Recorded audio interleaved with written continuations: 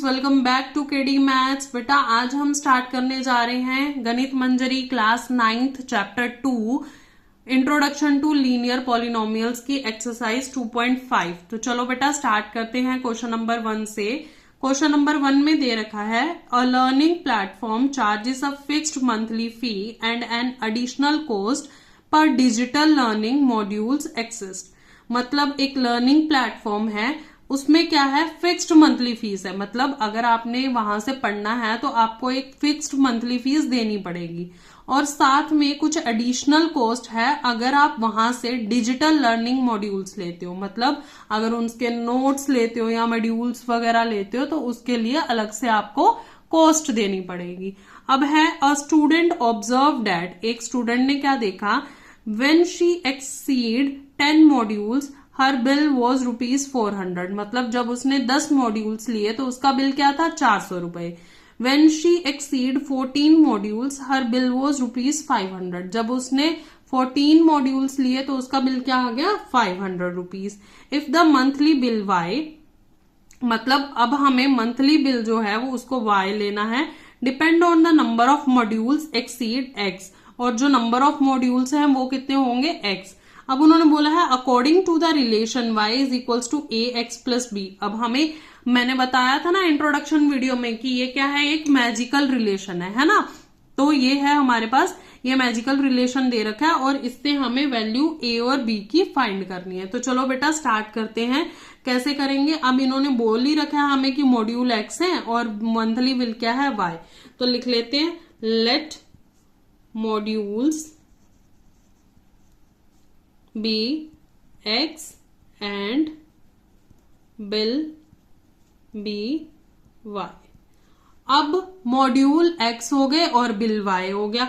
तो देखो अब अकॉर्डिंग टू क्वेश्चन में जब हमारे पास 10 मॉड्यूल थे तो बिल क्या था, 400 रुपए। तो मतलब व्हेन एक्स क्या था, एक्स क्या है हमारा मॉड्यूल, मॉड्यूल क्या है 10 है, तो हमारा वाई क्या है, y आ गया हमारे पास 400। ठीक है बेटा।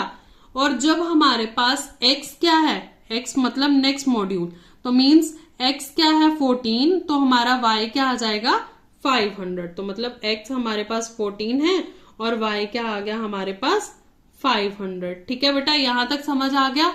अब चलते हैं हम अपने मेन पार्ट पर। तो हमें मेन पार्ट में क्या करना है, हमें वो फॉर्मूला जो मैजिकल फॉर्मूला था y is equals to a x plus b, उसमें इन दोनों इक्वेशंस को पुट करना है। तो चलो for x is equals to 10, जब हमारे पास x 10 होगा तो हमारे पास फॉर्मूला किस तरीके से अप्लाई होगा, y is equals to a x plus b था ना, तो हमारे पास क्या आ जाएगा, y क्या है इसमें 400 इज इक्वल्स टू ए तो कुछ है नहीं, x क्या है 10 प्लस आ गया b।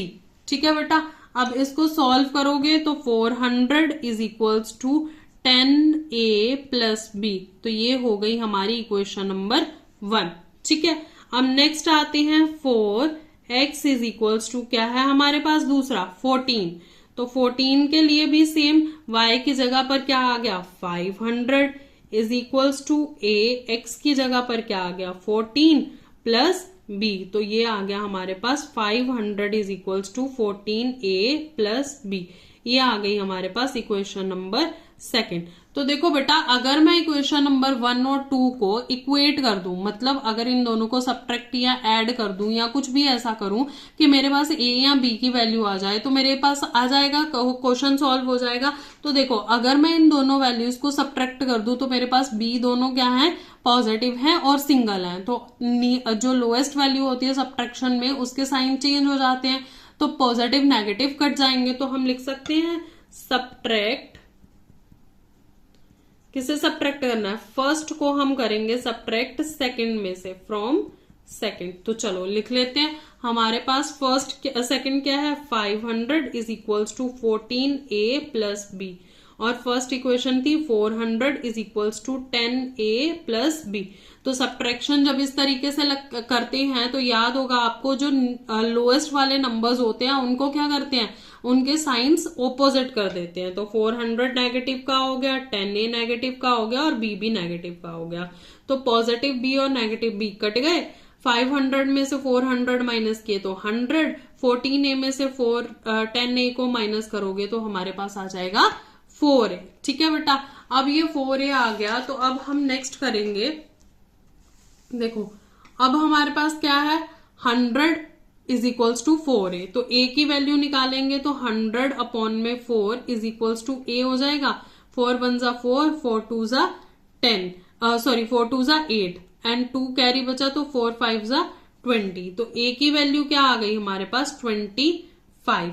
अब हम a की वैल्यू जो 25 है हमारे पास, हम इसको पुट कर सकते हैं फर्स्ट या सेकेंड इक्वेशन में, तो हमारे पास आ जाएगा। तो हम कर देते हैं put a is equals to 25 in equation first में पुट कर देते हैं, इक्वेशन फर्स्ट। तो हमारे पास इक्वेशन फर्स्ट जो थी वो थी 400 is equals to 10a plus b।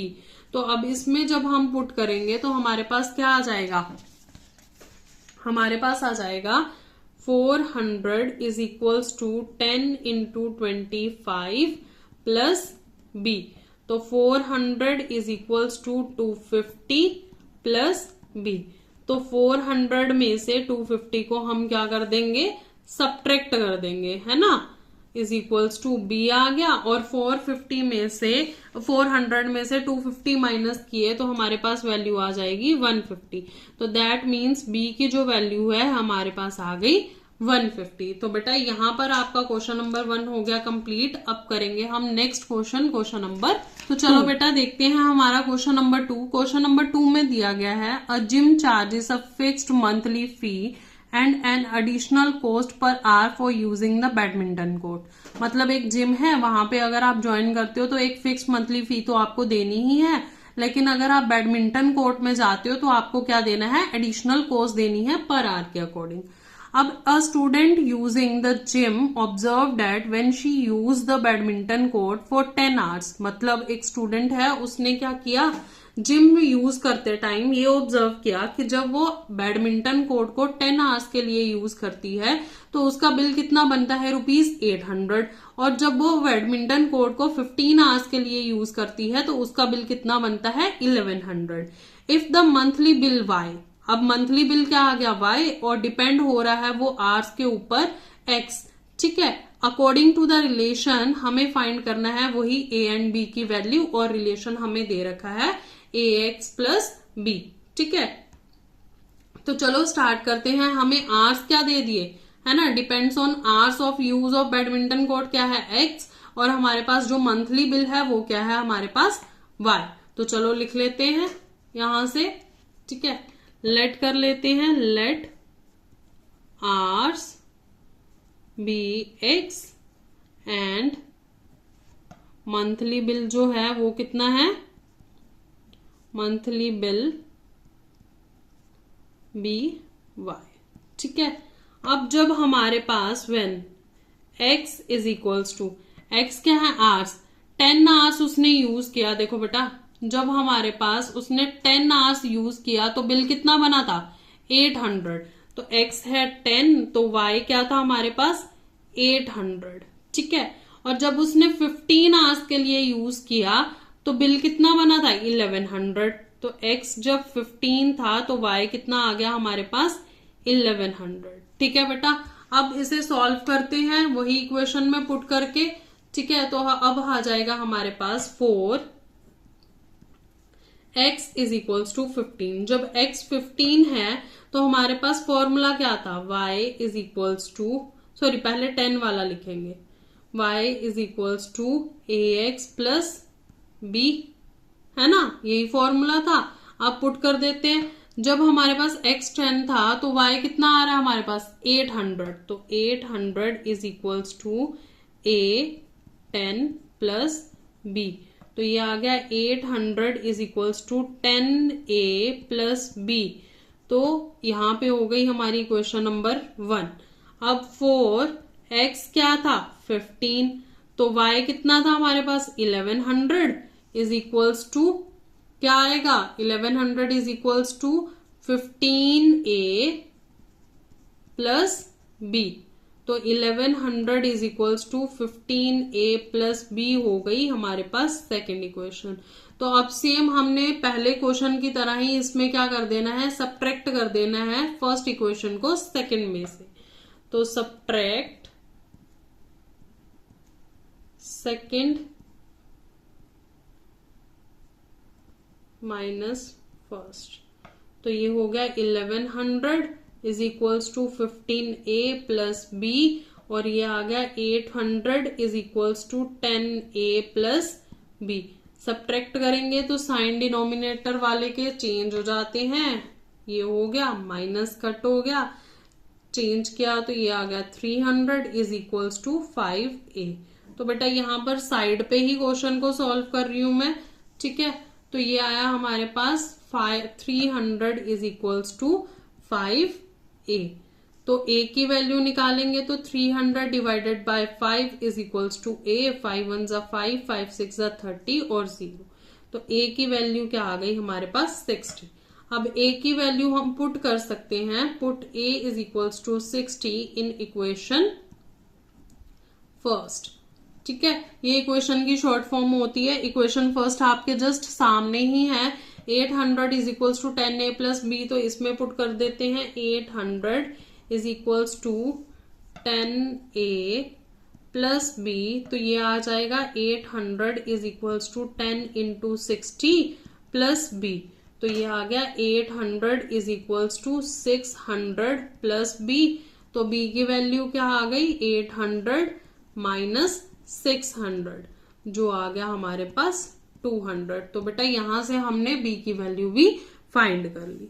चलो बेटा अब करते हैं हमारा क्वेश्चन नंबर 3 नेक्स्ट। तो चलो बेटा देखते हैं क्वेश्चन नंबर 3। क्वेश्चन नंबर 3 में हमें दिया गया है, consider the relation between the temperature measured in degree Celsius and degree Fahrenheit which is given by degree Celsius is equals to a degree Fahrenheit plus b। तो मतलब हमें relationship consider करना है टेम्परेचर का, अगर हम डिग्री सेल्सियस और degree Fahrenheit में देखें। मतलब हम टेम्परेचर को डिग्री सेल्सियस में भी मेजर करते हैं और डिग्री फ़ारेनहाइट में भी मेजर करते हैं, है ना। तो उन्होंने हमें एक रिलेशन दे दिया कि अगर डिग्री सेल्सियस जो है हमारे पास a degree f means a degree Fahrenheit plus b होगा, तो हमें a और b फाइंड करना है। और हमें ये इन्फॉर्मेशन दे रखी है कि जो आइस है वो 0 डिग्री सेल्सियस पर मेल्ट होती है, या फिर हम ये कह लें कि 32 डिग्री फ़ारेनहाइट पर मेल्ट होती है, और जो वाटर है वो बॉयल होता है 100 डिग्री सेल्सियस पर या फिर 212 डिग्री फ़ारेनहाइट पर। अब हमें हिंट देखो क्या दे रखा है, हिंट दे रखा है कि जब डिग्री सेल्सियस 0 होगा तब डिग्री फ़ारेनहाइट कितना होगा, 32 के इक्वल होगा। या फिर हम कह दें कि जब डिग्री सेल्सियस 100 होगा तब हमारे पास डिग्री फ़ारेनहाइट कितना होगा, 212। तो इसी इंफॉर्मेशन को यूज करके हमने a और b फाइंड करना है और लीनियर रिलेशनशिप बताना है डिग्री सेल्सियस और डिग्री फ़ारेनहाइट में। तो चलो बेटा स्टार्ट करते हैं क्वेश्चन। सबसे पहले हम अपना गिवन रिलेशन लिखेंगे कि हमें रिलेशन क्या गिवन दिया हुआ है। ये रिलेशन है ना हमारे पास, degree Celsius equals to a degree Fahrenheit v। तो अब हम इसको पहले लिख लेते हैं, गिवन रिलेशन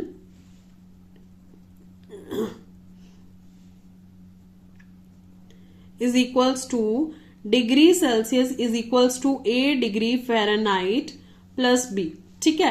तो अब लेट कर लेते हैं, जो हमारी डिग्री फ़ारेनहाइट है वो x है और जो डिग्री सेल्सियस है वो कितना है, y। तो अब देखो, अब उन्होंने बोला है डिग्री सेल्सियस 0 होने पे डिग्री फ़ारेनहाइट कितना होगा, 32।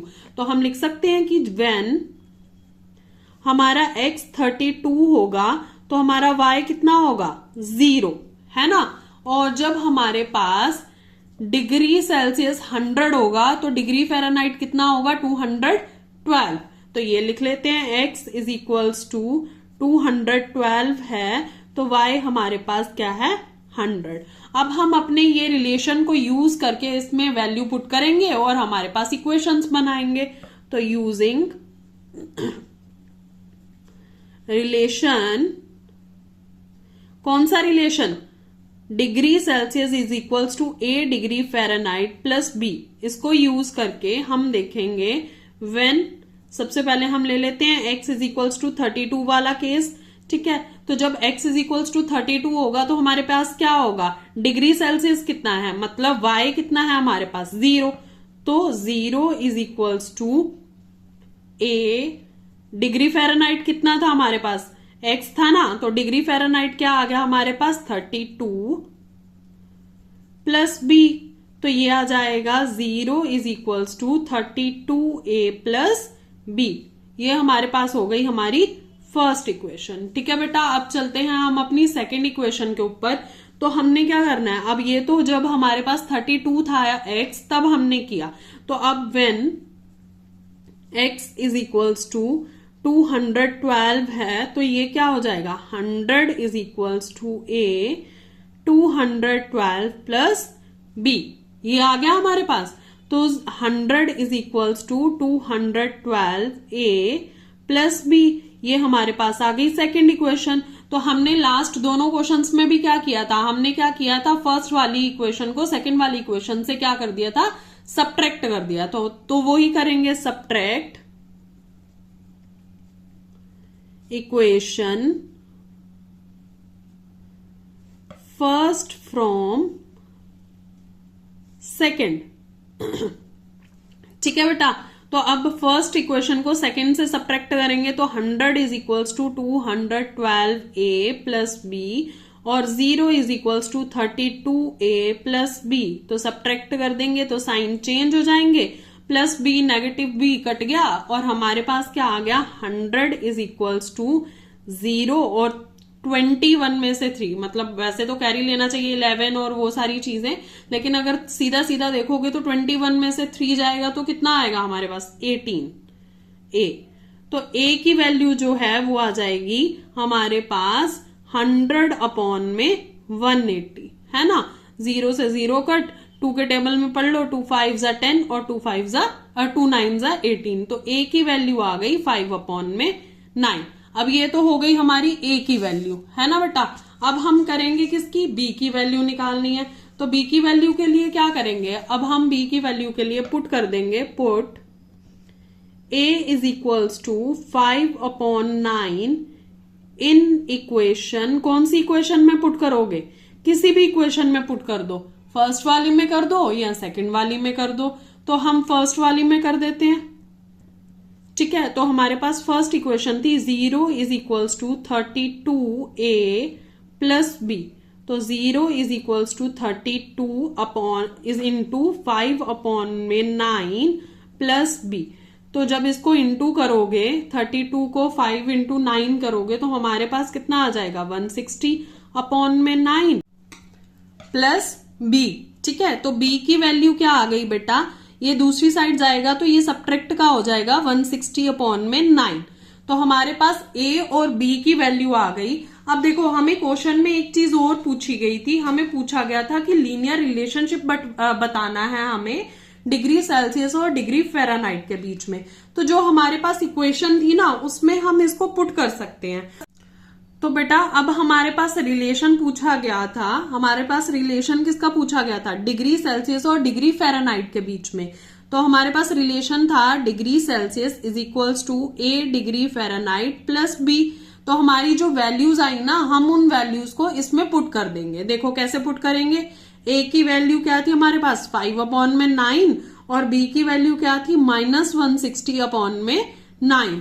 ठीक है, तो अब इनको a और b की जगह पर पुट कर दो, तो degree Celsius is equals to 5 upon 9 degree Fahrenheit plus b, और उसके बाद क्या आ जाएगा -160 अपॉन में 9, -160 अपॉन में 9। तो देखो बेटा यहाँ पर भी 5 अपॉन 9 आ रहा है, और अगर इसको डिवाइड करेंगे ना, हमने मल्टीप्लाई किया था ना 32 इंटू 5 को, तो मतलब 5 से अगर इसको डिवाइड करेंगे तो 32 आ जाएगा।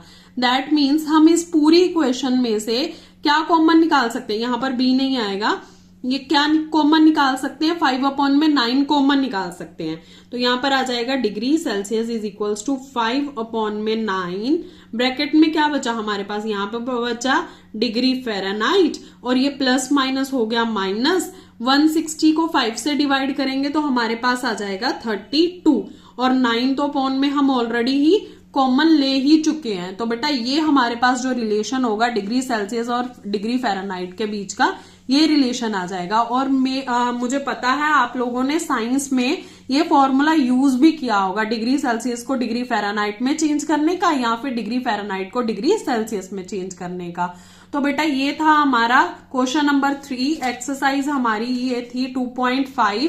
ठीक है, अब नेक्स्ट वीडियो में हम करेंगे एक्सरसाइज 2.6 के सारे क्वेश्चंस। अगर वीडियो समझ में आ रही है तो चैनल को सब्सक्राइब करो, लाइक करो, शेयर करो।